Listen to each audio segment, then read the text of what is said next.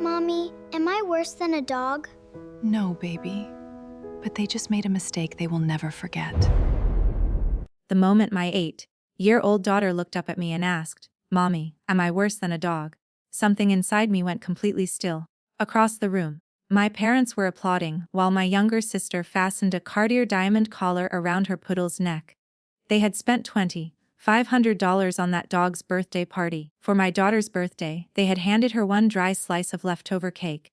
I knelt beside Emma, wiped the tears from her cheeks, and gave her the answer that would change both our lives.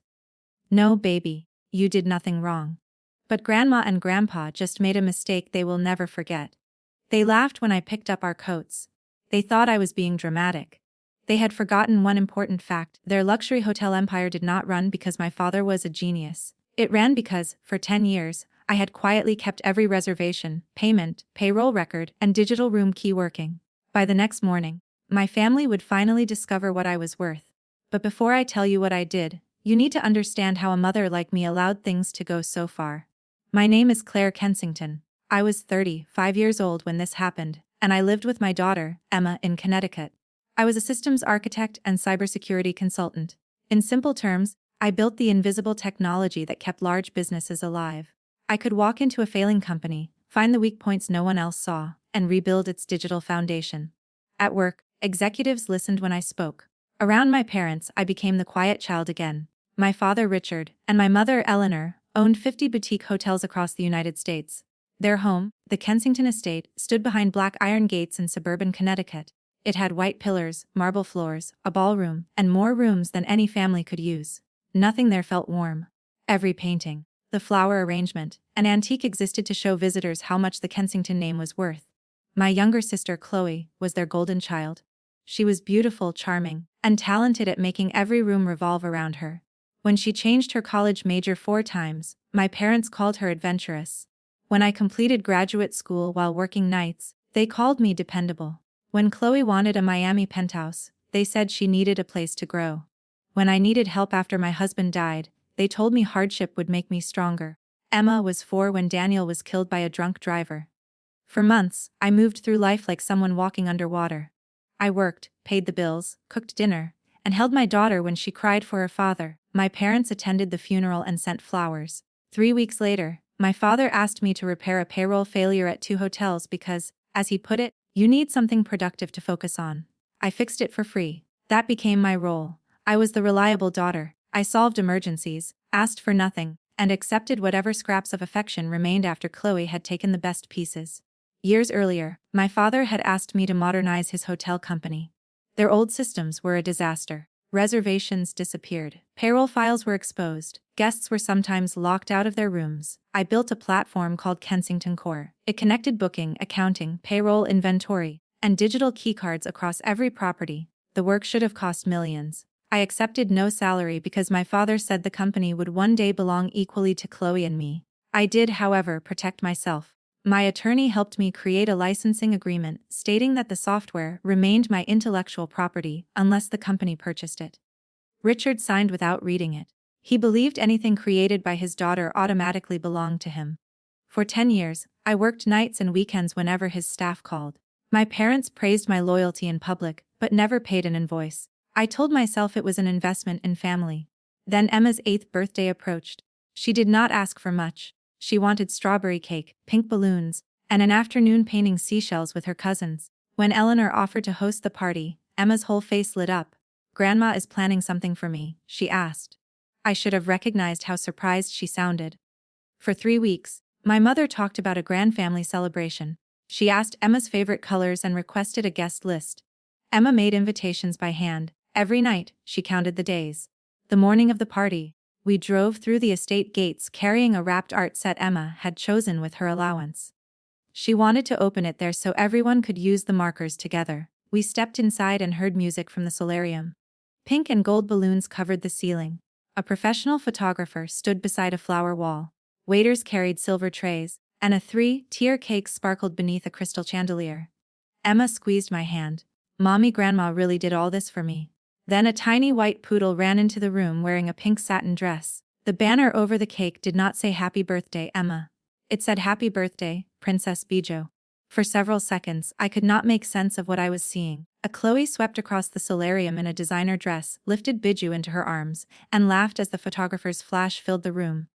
"Claire, you made it," she said. "Isn't this incredible? Abijah turns 3 today." Emma stared at the dog, then at the decorations. "But today is my birthday too." Chloe's smile tightened. "Of course, sweetheart, we know." My mother hurried toward us. She kissed the air near my cheek, then bent to adjust Emma's collar as if nothing was wrong. There was a scheduling conflict. Eleanor whispered. "The event planner was only available today. We can celebrate Emma quietly after the guests leave." "You promised her this party," I said. "Please don't make a scene. Chloe's guests are here." That sentence told me exactly where my daughter stood in their hierarchy. Still, I looked down at Emma and saw hope fighting embarrassment. She wanted to believe there was another cake hidden somewhere. She wanted her grandparents to remember. So I stayed. That was my last act as the obedient daughter. For 2 hours, Emma sat at the edge of a party designed for a dog. Bija received a custom portrait, a stroller, imported treats, and tiny gift boxes from guests. A string quartet played while the poodle licked frosting from a gold-rimmed plate. Whenever Emma tried to speak to her grandparents, someone redirected them toward a photograph. No cousins had been invited. None of Emma's handmade invitations had been sent. I found them later in the kitchen trash. My hands trembled as I pulled one out. Emma had drawn our family beneath a yellow sun. Even Chloe and Biju were included. Across the top, in careful purple letters, she had written, "Please come celebrate with me." My father entered while I was holding it. "Don't start," Richard said. "Your mother spent a great deal on today. On Chloe's dog. Biju has a social media following. Several important investors are here. This is good publicity for the hotels. Emma is your granddaughter." He sighed as though I were discussing a minor accounting problem. "Emma is a sensible child. She will have other birthdays. Chloe needed today to go well." Needed. In my family, Chloe's wishes were needs. My needs were inconveniences. I returned to the solarium and sat beside Emma. "Would you like to leave?" I asked. She looked toward the cake. "Maybe they'll sing for me too." I hated myself for saying, "Let's wait a little longer."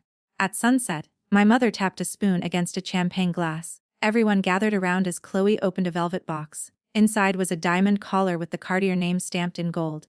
$2,500. One guest murmured. Chloe fastened it around Bija's neck.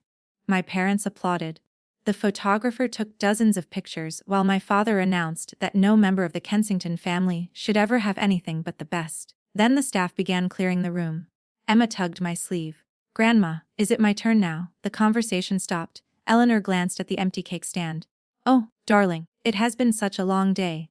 She called a waiter and asked if any cake remained. He returned with one slice. The icing had been scraped on one side, and part of Bija's name was still visible in pink sugar. My mother placed it in front of Emma with a used candle pushed into the center. "There," she said brightly. "Make a wish." No one sang.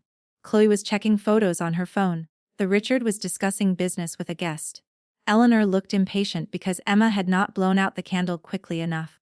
My daughter stared at that leftover slice until tears rolled down her face. "Mummy," she whispered, "am I worse than a dog?" The room became silent in a way it had not been silent all day. I knelt and held her face between my hands. "No, baby. You are kind, loved, and more precious than anything in this house. You did nothing wrong." I stood and looked at my parents.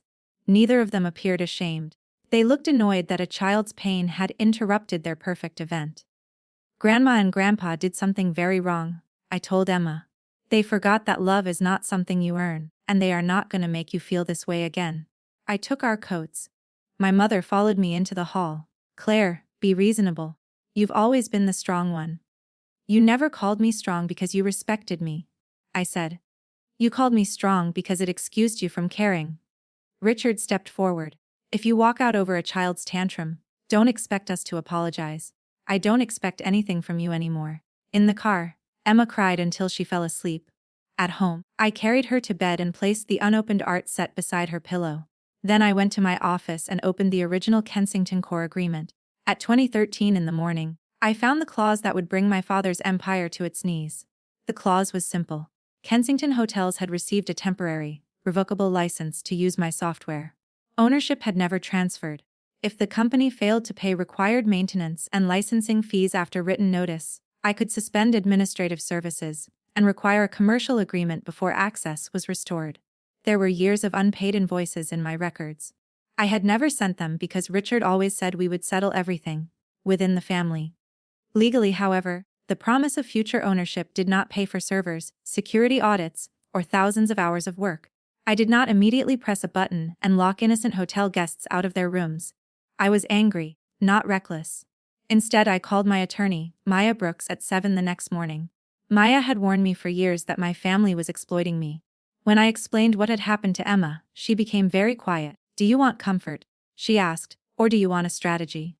"A strategy." For 4 hours, we reviewed contracts, server ownership, and company correspondence. I transferred the software copyright into my LLC, as the agreement allowed, and prepared a formal notice of breach. I preserved all company data and arranged a safe emergency system for occupied rooms. A new reservations, corporate reporting, payroll changes, and executive access would be suspended after the notice period expired. Guests would remain safe, but the empire could no longer make new money through my platform. Then I ran a forensic review of the financial records I was authorized to monitor.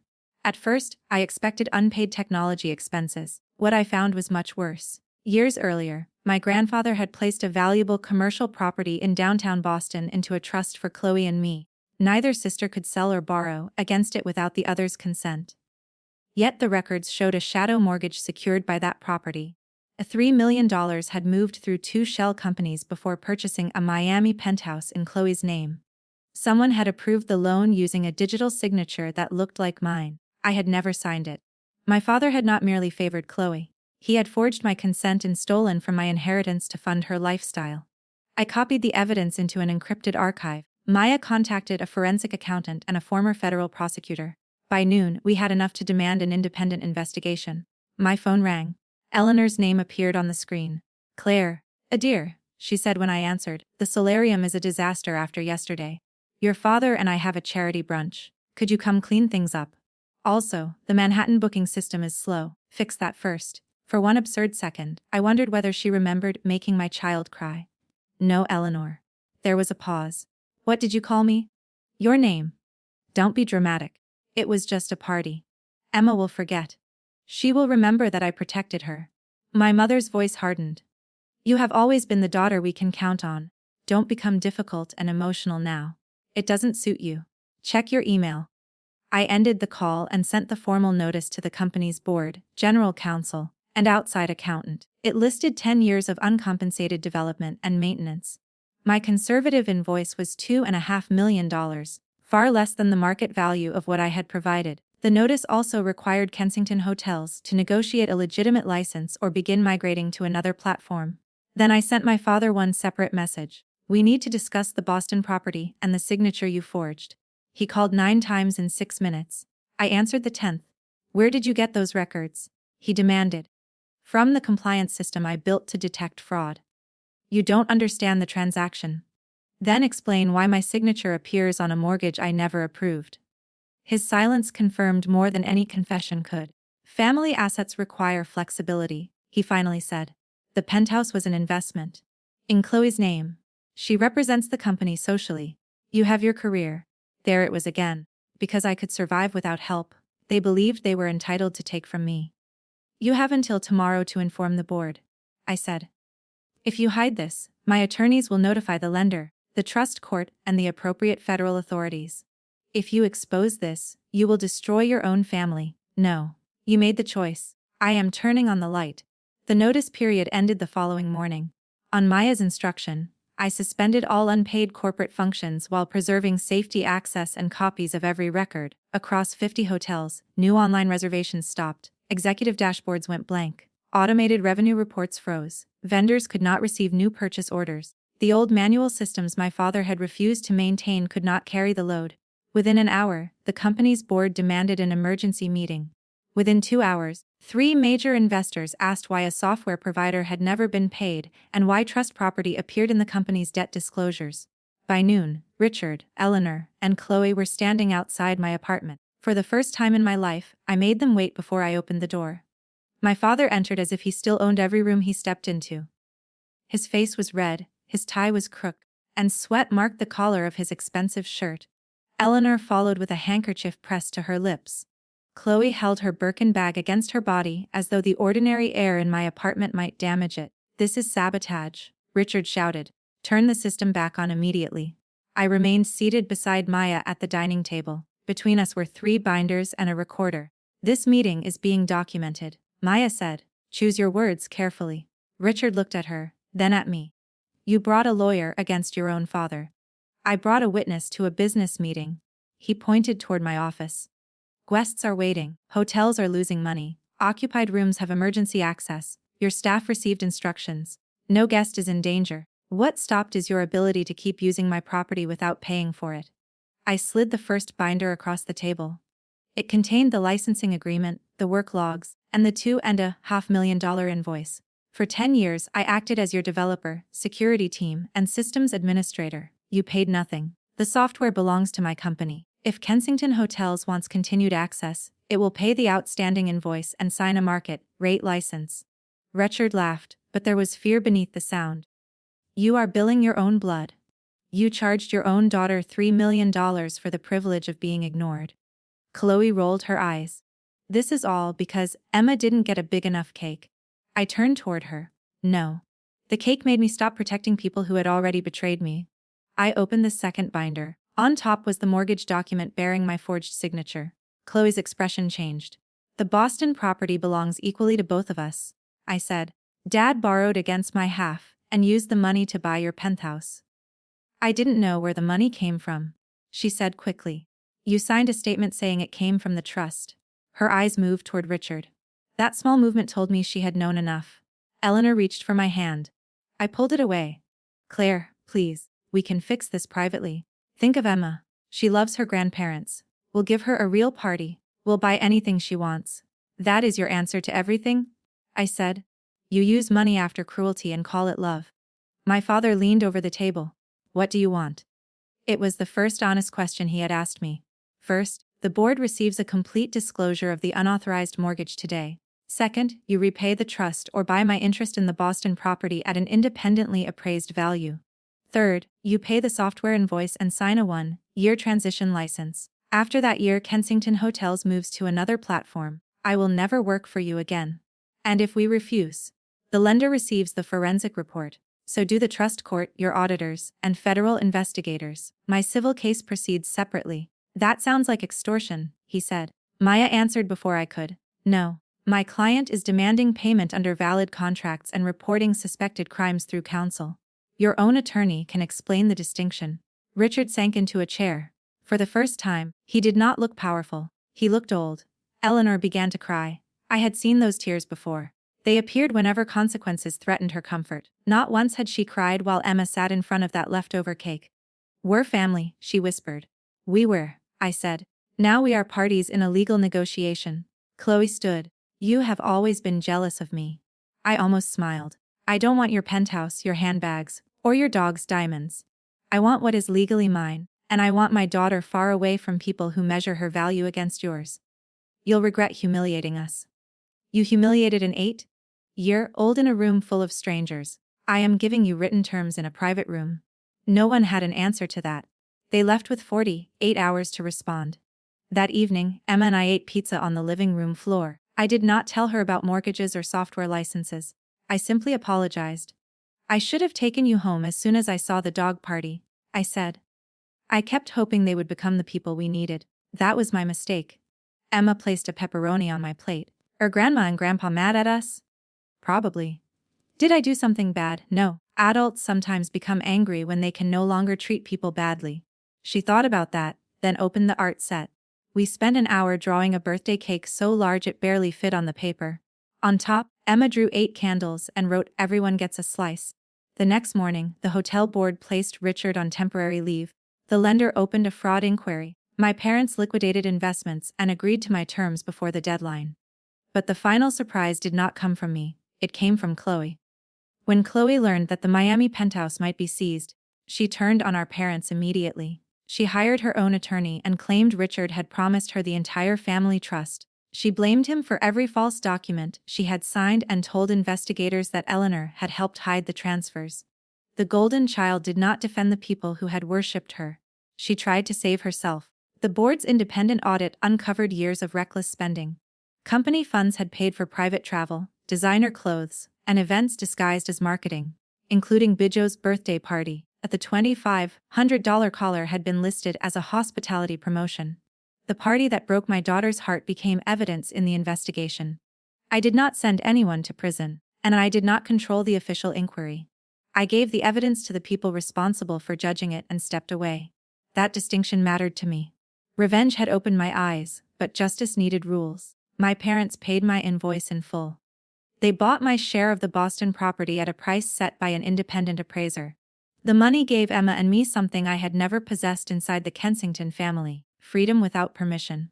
We moved 3 hours away to a coastal town where children rode bicycles to school and local artists painted murals on the library walls. Our new house was smaller than my parents' solarium, but sunlight filled every room. Emma chose yellow curtains and covered the refrigerator with drawings. I opened my own property technology company. This time, every hour of work had a contract and a price. Several hotel groups that had once competed with my father became clients. Kensington Core was renamed Harbor Key, and within 6 months it was earning more than I had ever imagined. The Kensington board purchased a 1-year transition license. Just as we had agreed, they hired a real technology department and began moving away from my system. Without me absorbing every emergency for free, the company's true expenses became impossible to hide. Richard was removed as chief executive. The audit and legal costs forced the family to sell a third of the hotels, including the flagship property he had always called his legacy. Eleanor resigned from the charity boards that had celebrated her perfect image. Chloe left for Europe when the accounts funding her lifestyle were frozen. She abandoned the penthouse, our parents, and eventually Biju. The dog went to live with a former employee who gave her long walks, ordinary callers, and more genuine affection than anyone at the estate had shown. I was glad Biju was safe. She had never been my enemy. She was simply another decoration in my sister's life. 6 months after we moved, a thick cream envelope arrived at our new home. Inside was a cashier's check for $10,000 made out to Emma. A card in Eleanor's elegant handwriting read, "To our darling granddaughter. Buy whatever your heart desires. We miss you every day. Please ask your mother to call." There was no apology. No mention of the invitations in the trash or the leftover cake. They still believed a larger amount of money could erase a deeper wound. When Emma came home, she found the check on the kitchen counter beside her $60 art set. "Do you know what this is?" I asked. She recognized her grandparents' names. "Is it a present? They want you to have it. You can keep it if you want. You can save it, donate it, or send it back. The choice is yours." Emma studied the long row of zeros. Then she picked up a neon pink marker. Before I could speak, she drew a giant flower across the check. Bright green covered the signature. Gold petals stretched across the bank numbers. Blue waves filled the empty spaces. "It's pretty now," she said. "Can we go to the beach and look for shells?" I laughed until tears came. She had turned a bribe into a canvas. That afternoon we walked along the shore with our shoes in our hands. Emma ran ahead, collecting shells and calling each discovery the most beautiful one she had ever seen. Watching her, I understood that I had not won because my parents lost hotels, or because money had moved into my account. I had won because their idea of love would not become my daughter's idea of love. The following week, my father texted from a number I had not blocked. "Chloe is suing us. We are losing the flagship hotel. The new systems keep failing. We are old, Claire. We need your help. Please come home." I read the message twice. Once, those words would have filled me with guilt. I would have packed a bag, worked all night, and thanked them for needing me. Now I understood that they did not miss their daughter. They missed the unpaid labor, the silence, and the safety net. I blocked the number. I felt no pleasure and no pity. I felt nothing, and that peaceful emptiness was the last door closing on my old life. That evening, I sat on our porch while the air smelled of sea salt and jasmine. Emma played with neighborhood children on the sand. Their laughter drifted toward me as the sun turned the water gold. I opened a leather-bound notebook. On the first page, I wrote the cost of silence. For 35 years, I had believed being strong meant carrying everyone else's burden without complaint. Now I knew strength could mean putting the burden down. It could mean saying no. It could mean allowing people to face the consequences they had created. The favoritism in my family had survived because I kept participating. I kept asking people incapable of fair love to finally choose me. The moment I stopped seeking their approval, their power disappeared. Emma ran up the porch steps with sand on her knees and a shell in each hand. "Look, Mommy!" I found a perfect one all by myself. I tucked a windblown strand of hair behind her ear. "I saw you, baby. You're incredible." She placed the shell in my palm. It was small, uneven, and brighter inside than outside. My parents once believed a family legacy was measured in hotels, trust funds, and names carved above grand entrances. They were wrong. A legacy is what a child learns about her own worth when she looks into your eyes. Emma knew she was priceless. I knew I was free. And the Kensingtons finally learned the lesson their money could never buy. When you treat love like a transaction, one day the person you undervalued will close the account.